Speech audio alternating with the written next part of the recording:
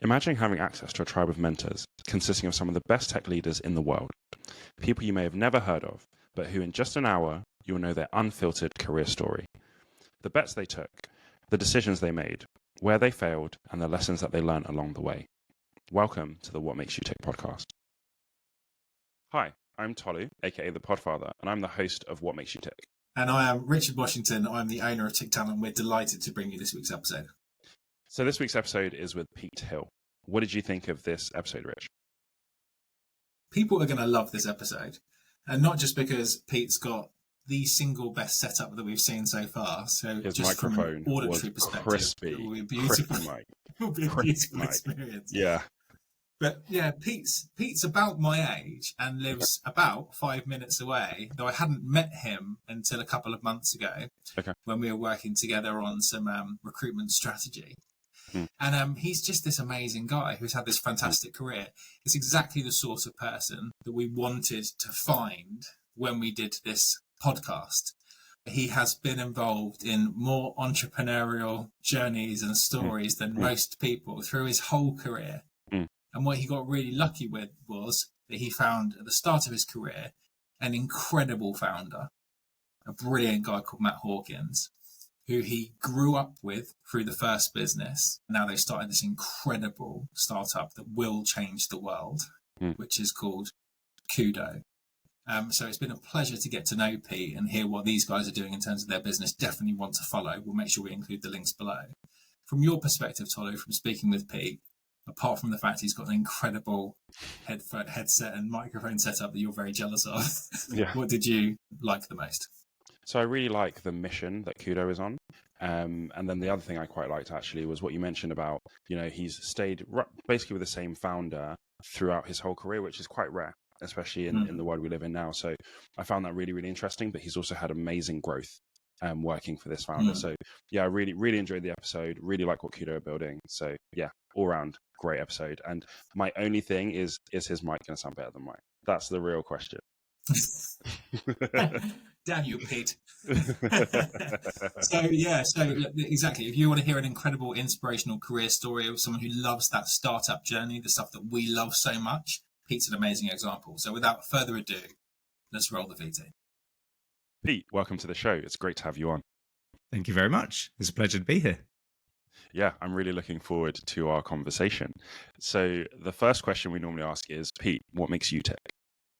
Oh, that's a good question. A good microphone is always a good start, right? Yeah, you sound amazing. Glad to hear it. Yeah, I'm putting on my very best radio voice.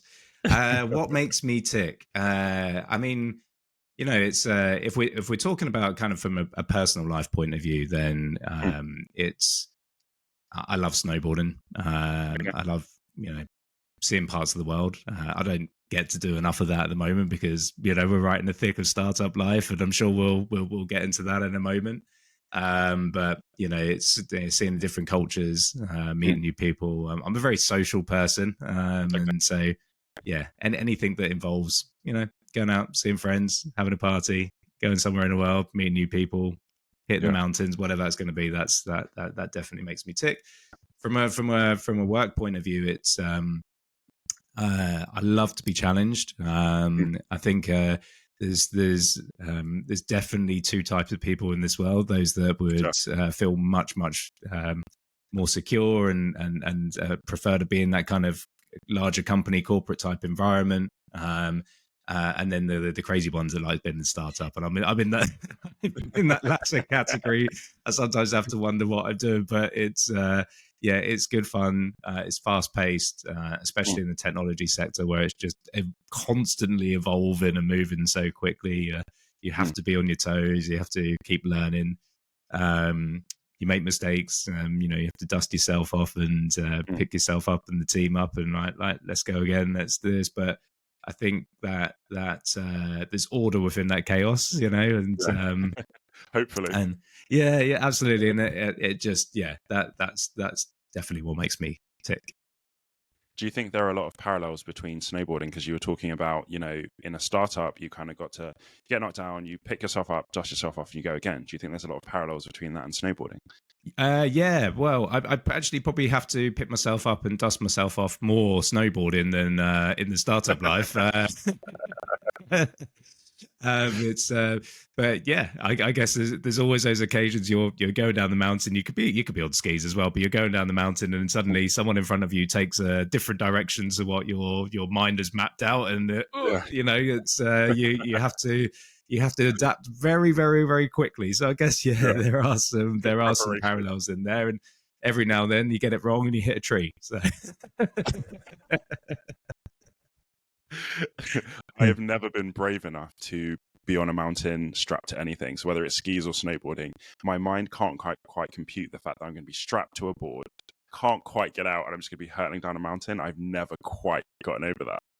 Yeah, you should give it a go. You know, I think sometimes the mental block is bigger than the physical block. So when you can get past that, and I know this is not a snowboarding podcast, by the way, but it's you know, it's quite an interesting subject for me. But when you that first time you ever you know, put those bindings on and you fasten them up and you stand up, you're not hurtling down a mountain. You're going at 0.0002 miles per hour, and actually you're more unstable because you're not moving. That's true. So it's I think they definitely don't start you on the black runs to begin with. You're pretty much on a flat base, and it's just about, can you actually stand up with your dead still and then go from there. So you should give it a go. You give it a go. Come with me. Maybe. We'll have some fun. Okay. Maybe one day we could go snowboarding. I'd be down for that. So have you always worked in startups, or did your career kind of start in a bigger company and then you transitioned? How did you kind of start? Yeah, so I left university in 2008, and I did actually apply for Microsoft to do this kind of postgraduate job. And you know, how old was I? 23 at the time, and I was particularly attracted to that role because it was I think 6 months in Sydney, 6 months in Washington in the US, a year somewhere else. So it was a 2-year postgraduate program. And you got to travel a bit of the world, and obviously it was Microsoft. It was, you know, I'd done a computing and internet technology degree, and you know, Microsoft was like the gold standard out there for companies in the IT space, and it would have been really, really cool to get the job there. Anyway, long story short, there was 11,000 applicants for 7 places. And great. 11,000 applicants. The first kind of screening was a telephone interview, and then that they obviously whittled that down quite heavily. And then on the day, got invited up to the Microsoft Reading office in the UK, and there were 300 of us, I think, something in that line. It's like, okay, so it's gone from 11,300. So okay, this is good. And they don't tell you what the format of the day is.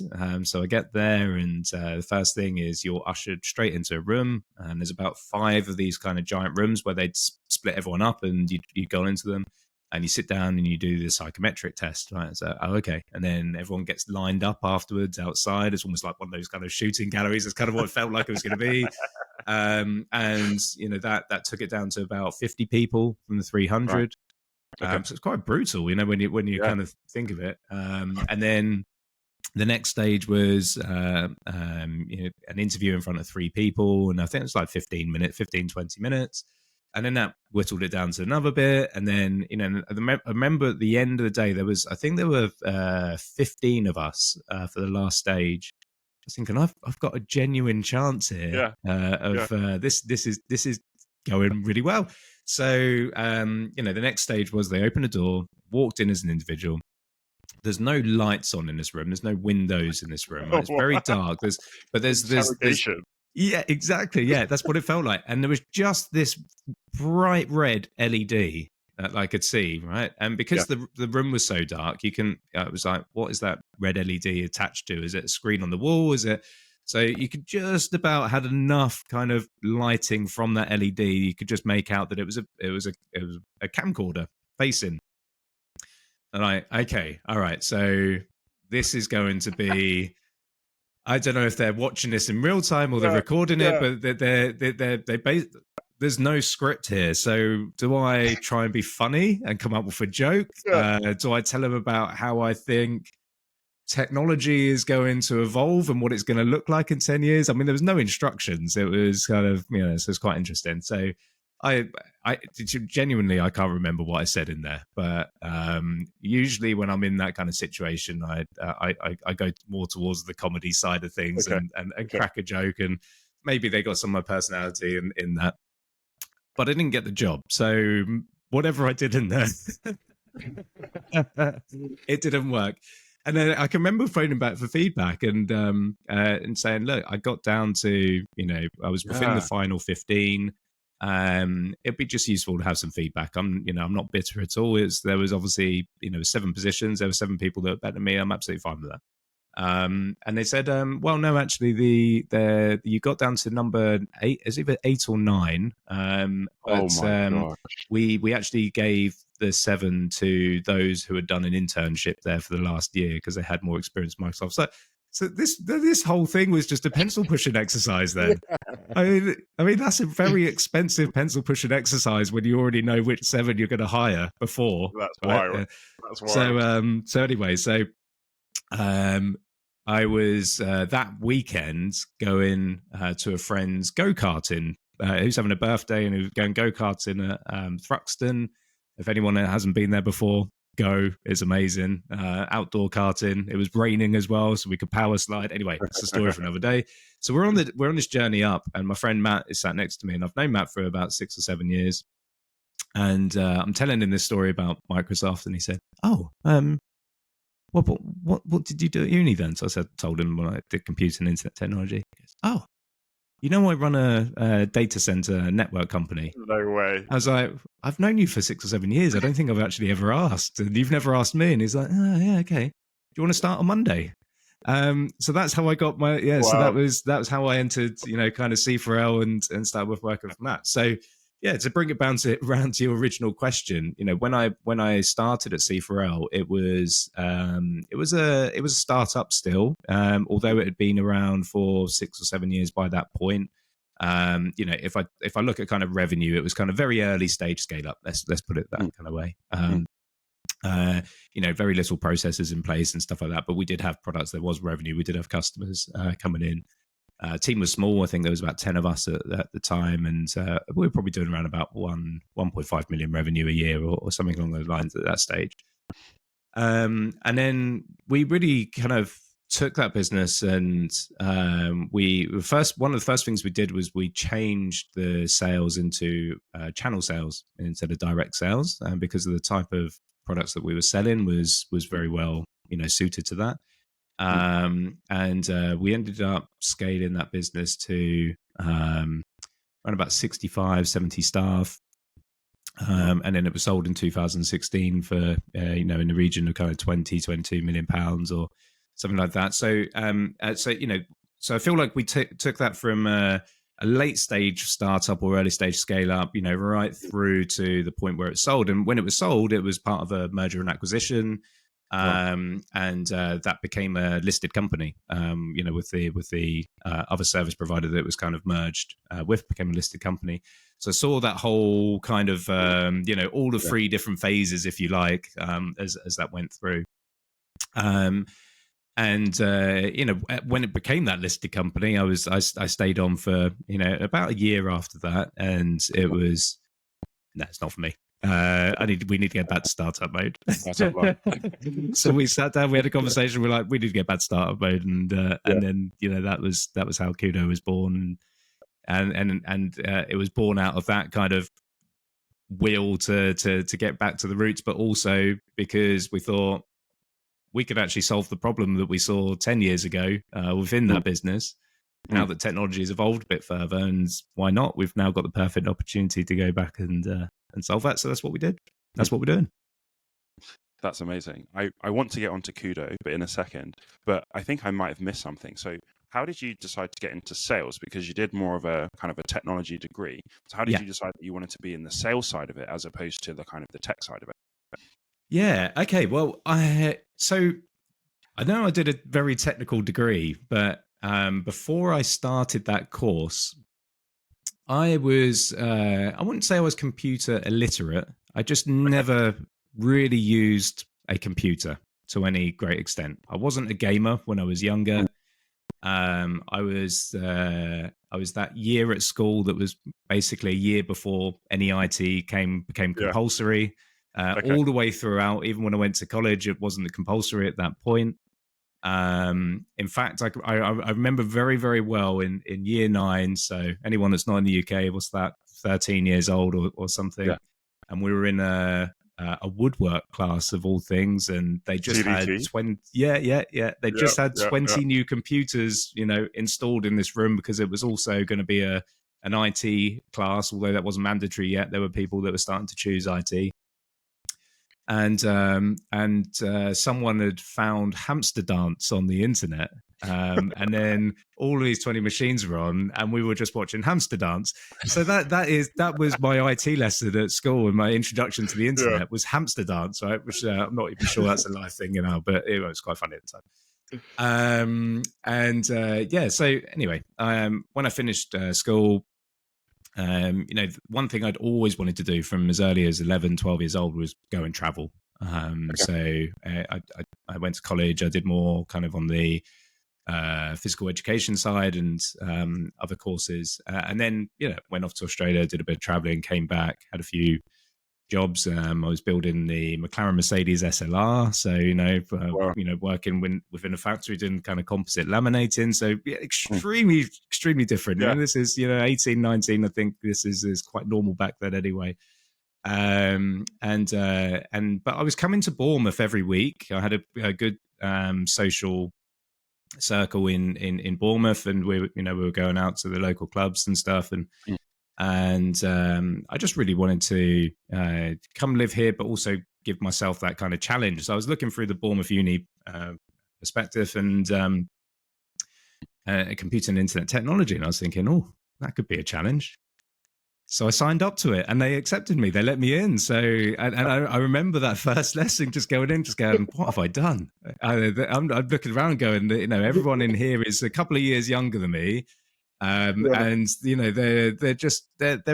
they're already bringing things up on a computer that I've never seen before, and I'm like, oh, what have I done? But I think when you take away that kind of interface, if you like, and you start looking behind the scenes, and then you kind of apply that logical bit of your head as like, right, if let's talk networks, for example. Oh, so we've got to get from A to B. Oh, okay. So if I've simplified it, so I've got to get to A to B. Right, now, how do I transport it from A to B? And suddenly it becomes, it's more logical, and that was kind of better suited to my brain. But the one bit I just never got was programming. I could look at that all day long, and I would still be reading the same line or the next line, just going, no, this is not for me. And I think it was in that moment, there were 6 modules, and programming was one of those 6 modules. And it was in that moment I just went, I think I'm better suited to the sales side of IT.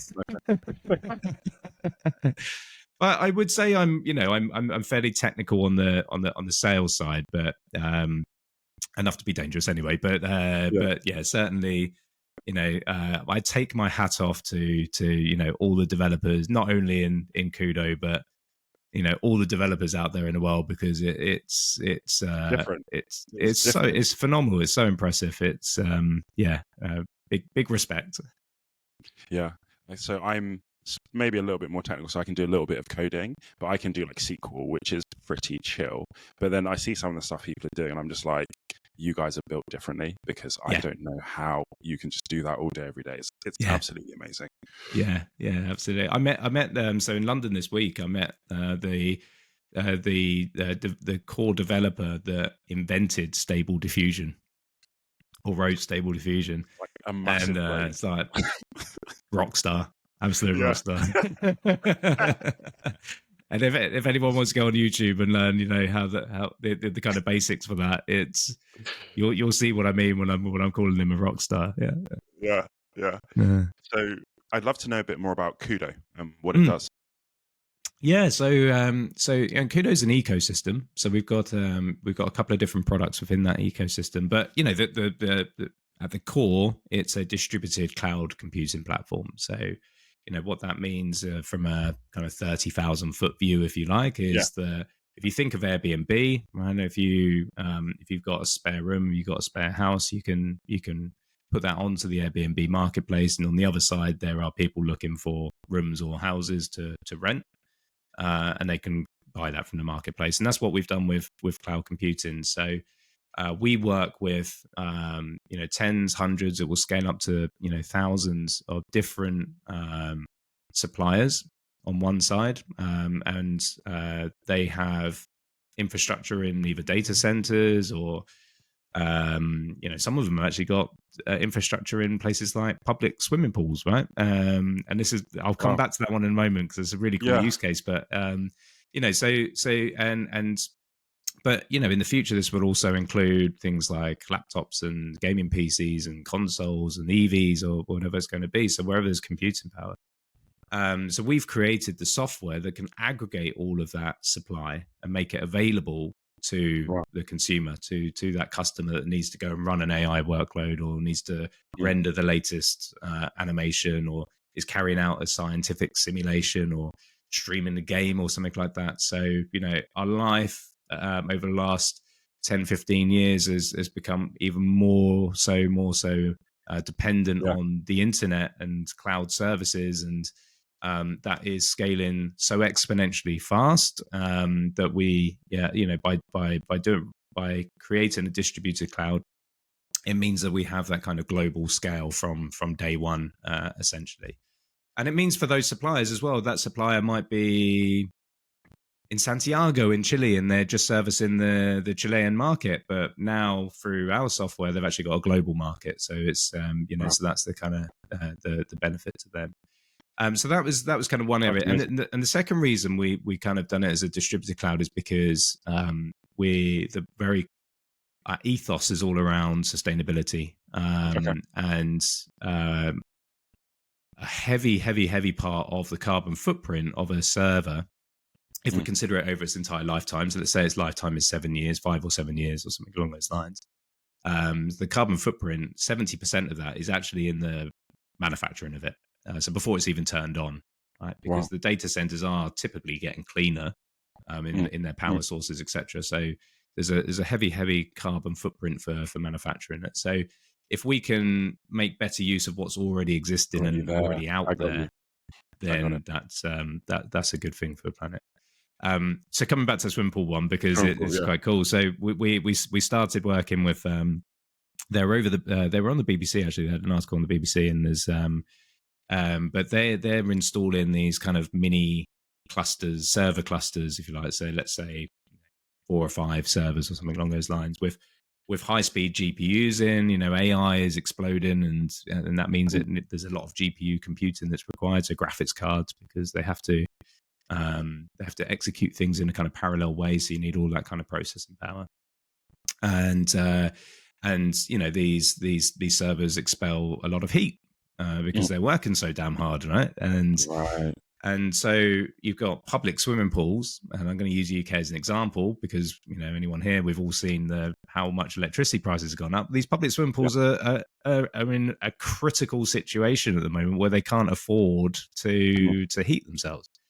So, having this symbiotic relationship with a kind of mini data center provider means the heat from the servers can heat the swimming pool, and the cool from the swimming pool can cool the servers. So you have this kind of symbiotic relationship. It's called heat reclamation. It's and you can actually get towards a kind of net zero, potentially even carbon negative computing as well, because obviously they're not having to use gas to heat up the swimming pool if the servers are doing that on their behalf. So it's really cool. There's stuff like that. There's we're seeing other use cases like processing power inside radiators and stuff like that. So instead of again turning the gas on, turn the electric on, and it's you're powering the server which is inside the data center, which is what's creating the heat, but then that's also doing something useful. So there's some really cool innovative tech that's coming out, and being distributed means that we can tap in to all of that. And that's very much the goal of Kudo. Wow, that is absolutely amazing. My mind is like, that's amazing. That's amazing. And so along your journey, how did you learn to be a good salesperson? So where did that skill set come from?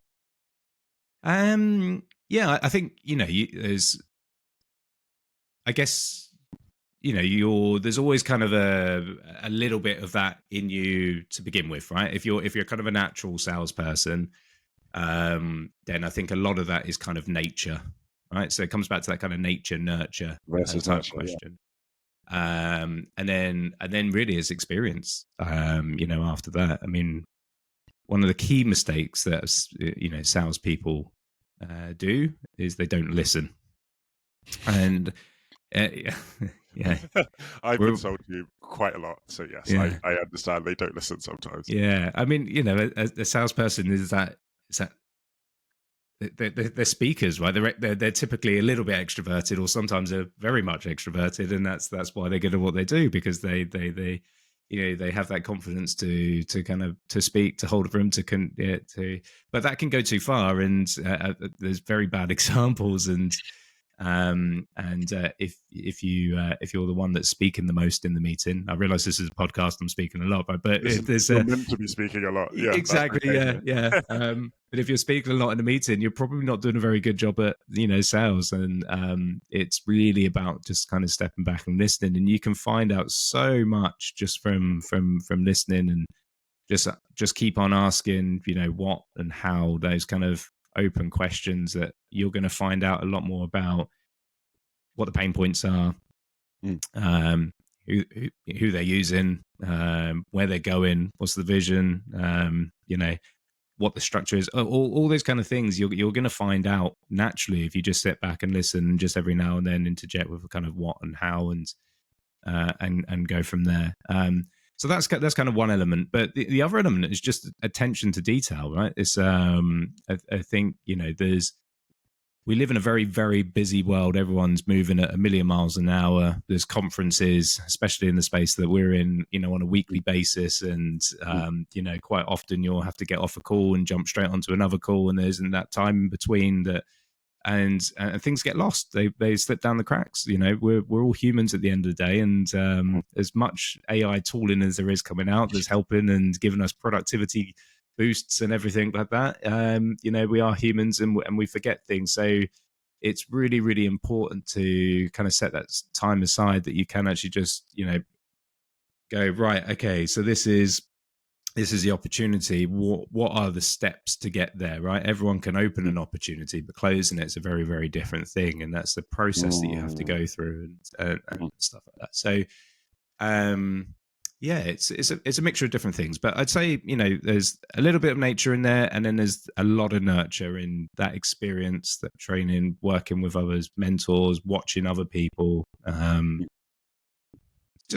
just like a Premier League footballer, right? The 19-year-old will come in and they'll score some wonder goals, and they'll do a lot of step overs that are not needed. But if you watch that same player again when they're 26, 27, all of that's gone from their game, but the output is a lot higher. I love that. And you'd mentioned briefly about mentors. So I would love to know, who are some of the people that really impacted you in terms of mentorship? And feel free to name them by name, because this is a good thing. Yeah, good. I mean, I'd say the biggest mentor that I've had, and I think I've worked so closely with him since all the way back in 2008, is Matt himself, right? So, okay. Our CEO here, and he was the founder of the previous company, C4L.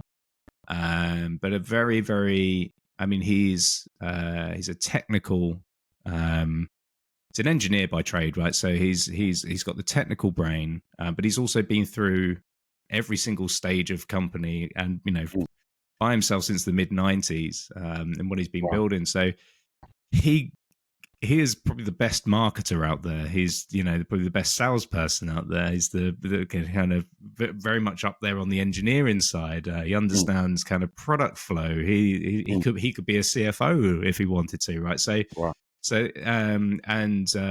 there's a lot of there's a lot you can learn by surrounding yourself with people like that. And I've been fortunate to have known Matt and been able to learn from him. But I would say my peers around me as well. You know, I learn a lot from our CTO, who was also at the last business as well. So a guy called Andrew Sturmey, and you know, my colleague Nuno is a ferocious hunter out there on the, you know, on the kind of sales and channel side.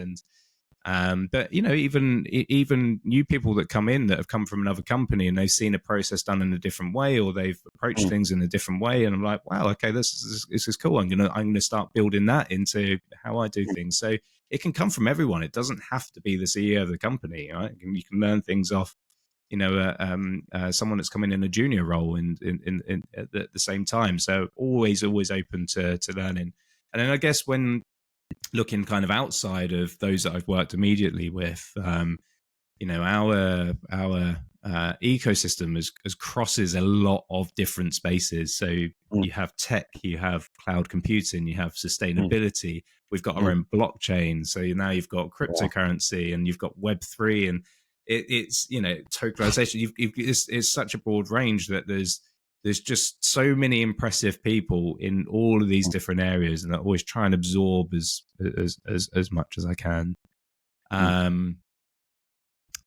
Yeah, I mean, the list could go on, really. I mean, my mind is empty. I can't think of any names right now, but the list could go on, really. But there's always, yeah, there's a handful of people that if I ever wanted to just a little bit of advice, I would call them up, and I know that I can just get straight into that conversation, and 30 seconds, a minute in, they've just kind of either validated something or said, no, don't do it that way, or have you considered? And that's the good thing about Mentor. Have you considered doing it that way? Yeah, I think that's so powerful, the have you considered, because it's not an instruction. It's not super like, how could you not have thought of it? It's very measured, and it makes you really think about what you're doing. So I really appreciate that about mentors. Excellent. Yeah. What do you think? Have you considered? Yeah. So you'd mentioned about with C4L, you went from kind of a smaller staff to like 60, 70 people. What was your journey in terms of leadership within that? So what role did you come in as? Did you start leading people straight away? Was that a bit of a journey for you to get to that? Yeah, so I came in as a junior sales. You know, I was fresh out of university. I'd done this computing degree, but this was the first time in the industry. And, you know, and in that degree, we weren't learning what a data center was. We didn't learn what co-location was. So now we've gone from, you know, the understanding the technology to now learning what the product is, right? So, you know, two different things. And so I came in as a junior sales. I had 3 or 4 other salespeople around me, which we were in a tiny little room. We were in a basement. If it rained, it flooded. It was, you know, very early stage, and it was the camaraderie was amazing, right? We all got on really well. We're in this tiny room, but you know, there were 4 very, very different salespeople with different techniques, and so, you know, just absorbed that. I learned a lot from those, and we're all still really good friends now. And then, yeah, I think within about a year of me starting, that was when we moved to a bigger office. You know, we hired more staff. We came, you know, a bit more mature as a company in that sense. We're starting to land bigger clients, more enterprisey type clients. And I've forgotten what your question was too. So it was what was your journey to leadership? So right, when did you start leading people? Absolutely. Yeah. So it was at that point that we kind of sat down. We said, right, let's how are we going to go from this kind of 1.5 million to 10 million, let's say, in revenue per year, and let's look at channel. And I kind of put myself forward for the kind of running the channel. And yeah, so this was about a year in, and then I became the channel manager, so the manager of the channel program that we had there. And then that kind of developed, and you know, as we scaled that, we brought about 150 channel partners within 2 years. Wow. Started to grow that team. Then I kind of was promoted into kind of channel director, and we by the time we'd actually sold the business, we had about 90% of our revenues were coming in through channel. So we really did do that kind of transition there. And then that business was sold, and we knew we wanted to go and start, Cudo in a relatively short time afterwards. I had to wait for my non-compete to end on that, and then I think the day that it ended, I was like, right, see you later. We're off to build something else. Yeah.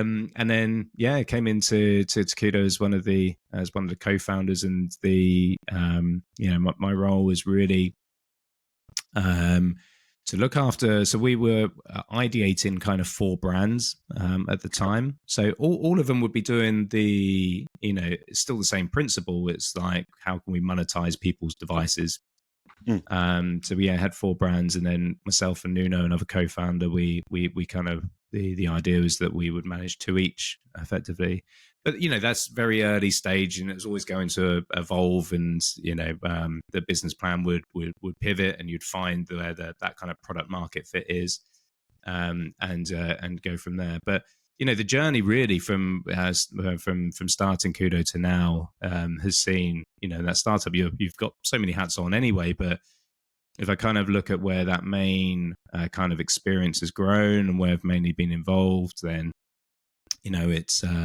it's been fundraising as well. So that's a heavy investment of time that goes into kind of fundraising, building the network, building those relationships, building the knowledge around it as well. None of us prior to the first fundraising round we'd done had ever raised before on equity, because the last business was raised on debt.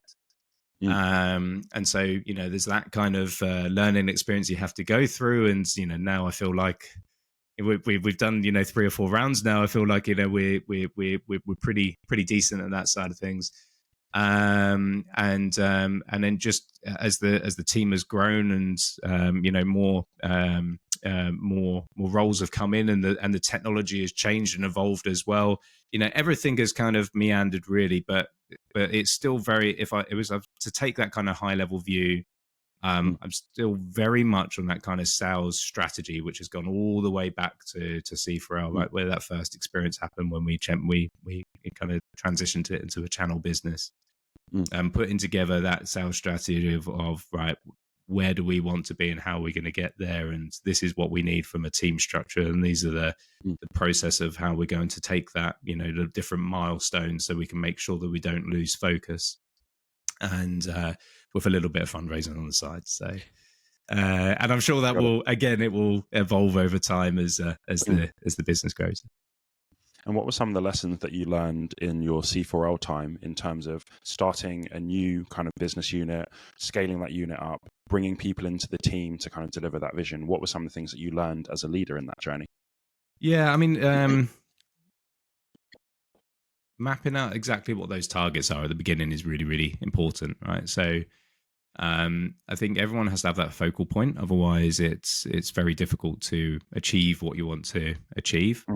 And if you're familiar with what OKRs are, so objectives and key responsibilities, it's sorry, did you say key responsibilities or key results? Because I've known it as key results. Yeah, it's key results, but it's kind of, I don't know, in a way I kind of like to put kind of responsibilities in there, right? Because one, this is just the way I think, right? You're absolutely right. It's key results.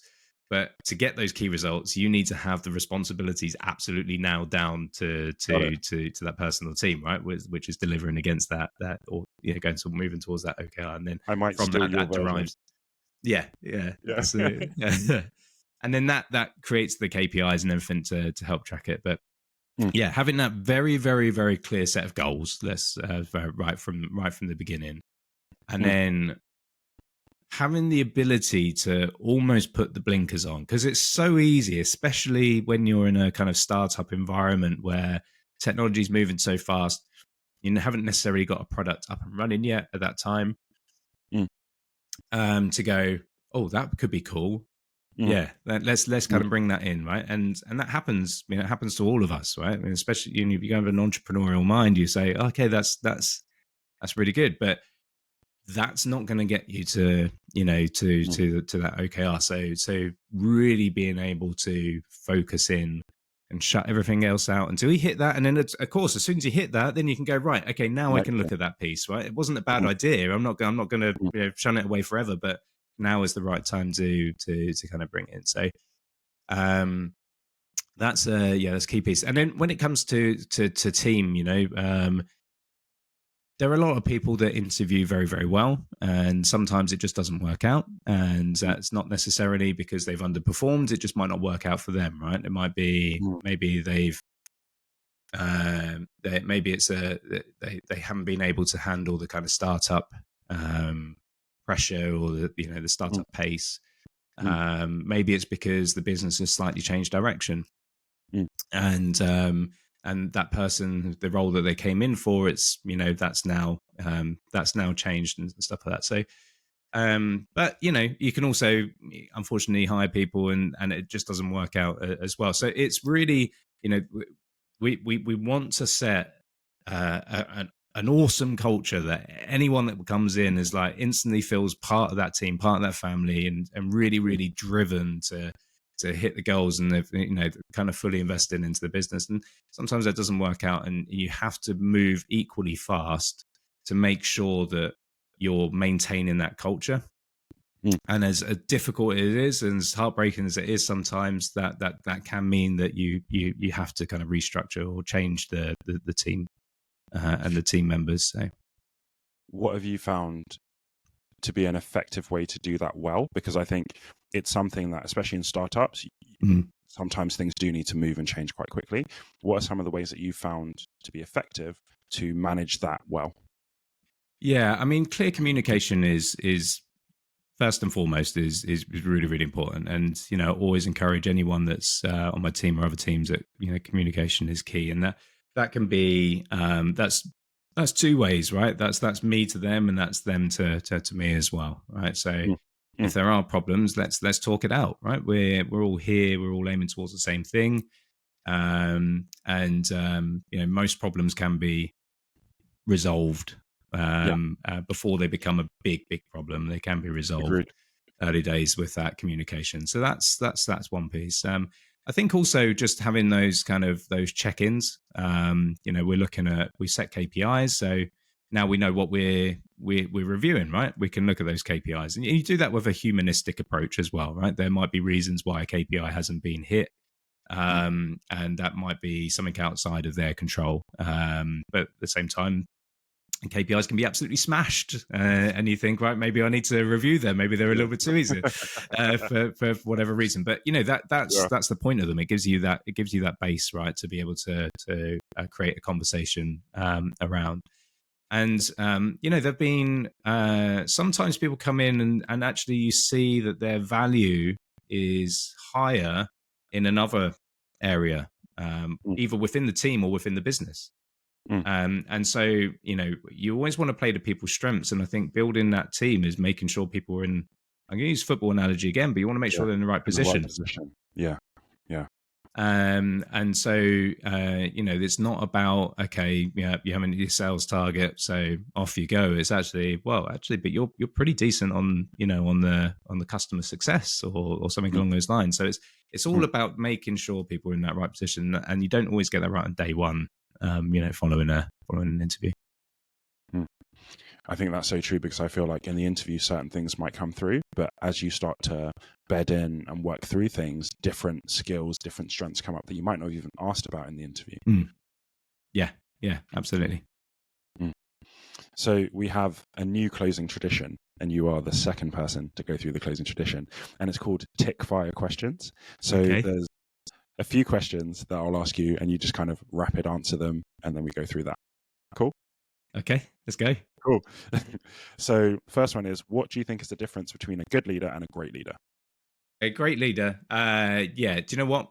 Great leader puts trust in their team. They don't try and micromanage. They let their team have that autonomy. They know they very clearly communicate right at the beginning what they have autonomy with. And empower that team and great communication. Trust and communication. Perfect. Do you hire on attitude or skill first? Attitude. Okay. Why attitude? In the kind of more sales area, you want people that are hungry, motivated, that are driven, and they're going to create that culture, that competitive culture within the team, because then that lifts everyone else up. If I was a CTO, I would probably be doing it on skills. Okay. So it just very much depends on which area of the business. But for me personally, It's attitude first, skills second. Everyone can be, well, most people, should I say, can be trained on the skills part, but the attitude is something that's just inside you. Got it. How do you choose who to promote? Whoever's best for the role. Okay. So I think, whoever is best for the role is got to be the kind of candidate that's going to be preferred. But, that being best for the role isn't necessarily because they're the one that's the highest performer. It's the one that is going to be the best leader. And, that's often a different person within the team. So, again, it comes down to making sure they're great at communicating, they're putting that trust in, that they have those leadership qualities, that they can put the processes in place, that they don't mind if there's going to be someone in a sales space, they don't mind if there's going to be someone that is earning more than them on commission because they're out there and they're smashing the deals, right? So there's no real time or place for that in the business. So yeah, it's a combination of all those things. Perfect. What's the best advice you've ever been given? Oh my word. This is I thought this was an easy quick fire. I'm 39 years old. I'm sure there's been some advice at times, but what's the best advice I've ever been given? Wow. Do you know what? This is probably going to seem like an easy way out on here, but I think it's the just sit back and listen. From a I'm talking very vocational here. I'm talking about kind of the sales world, but it does actually translate into your personal life as well. Is that you're going to get a lot further if you stay quiet and listen sometimes than just railroad people and continue speaking. That's a great answer. I don't think that's a cop out at all. That's a great answer. Good. Phew. And what is the proudest moment of your career so far? And do you know what? I genuinely, I think the proudest moment of my career has been just taking that step forward and becoming a co-founder of a company. It was a big risk. Gone from somewhere where that business had grown and it had turned into a listed company, and it was a very, very safe position, and I could have quite easily gone into used that as a springboard. 10 years experience behind me as a springboard and gone into a Google or Microsoft or an Amazon or something like that. But where's the fun in that? Really taking that risk. We looked at various different technologies, and they were at such a early stage that they were a risk in themselves of them even being rounders, in a couple of years, and just go for it. And I think I look back with glee, just going, this has been a hell of a ride, and we're still only halfway down the motorway. We're still we're still going. We've got a long way to go. Yeah, so that was a good moment. Ask me in a few years, it might be a slightly different answer, but right now is having the courage and going for that risk, I think, is a proud moment in my career. I think you touched on it a little bit, but I'd love to understand a little bit more about your decision-making process in deciding to leave that company and to start or be a co-founder in the company you're in now. So I'd love to understand a little bit more about what went into that. Yeah, I mean, honestly, there wasn't really much of a decision. I was, it was a very, very easy decision for me, even with what I've just said about that. Do you know what? It's I was kind of sat around when that previous company was sold. We'd gone from how many people, probably 50 to 55, 60 people at the time, into a business that was now 600 people, I think, which isn't, it's not it was a small listed company, but it was still a much, much, much bigger business than what we had been in before. When you consider Microsoft 230,000 people, right? Just kind of gives some idea. It just felt like instantly, this is what you do, right? There is no room to do this or this because there's someone else to do that. This is what it is. And for me, I'm a creative person. I like to come up with ideas. I like to be involved in those kind of ideas, and that. So it just wasn't a good fit for me, right? So it's a good fit for other people. It wasn't a good fit for me. So, and then that kind of need to have a challenge, which I said right at the beginning.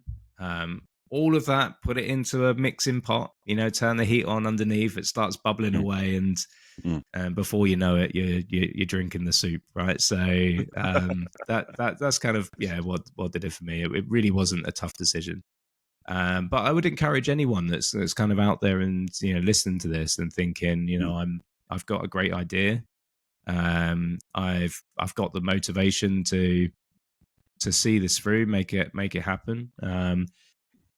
I've got the ability, or I've got it in me that if I make a mistake, if I fail, I can pick myself up. I can go again, because you're going to have to do a lot of that, throughout the process, particularly early days. If you've got that in you, then go for it, because it will make you happy. It will change your life, and everyone wants to be able to say they get up in the morning and they're excited to be going doing what they're doing, right? And that's certainly what I get.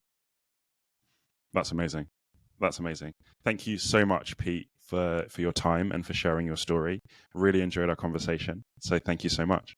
You're very, very welcome. It's been a pleasure, and maybe I'll come back one day. I think that should definitely happen. Excellent.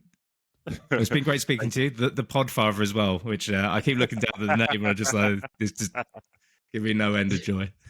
That is a Rich Washington special. I could take no credit for it. He bestowed it on me. So thank you so much. And thank you guys for listening, and we'll see you on the next episode. Thank you. Thanks for listening to What Makes You Tick, and I hope you've enjoyed listening as much as I've enjoyed having the conversation. Absolutely. You don't have to have met someone in real life to be mentored by them, right? We've all got favourite sales books, and hopefully this podcast is giving you access to a whole new tribe of mentors who, through their stories and best advice, will help you to achieve a bigger and better career in tech. So if you want to never miss a beat, subscribe now, and then you'll get notified as soon as next week's mentor releases their story. Thank you so much, and we'll see you on the next episode.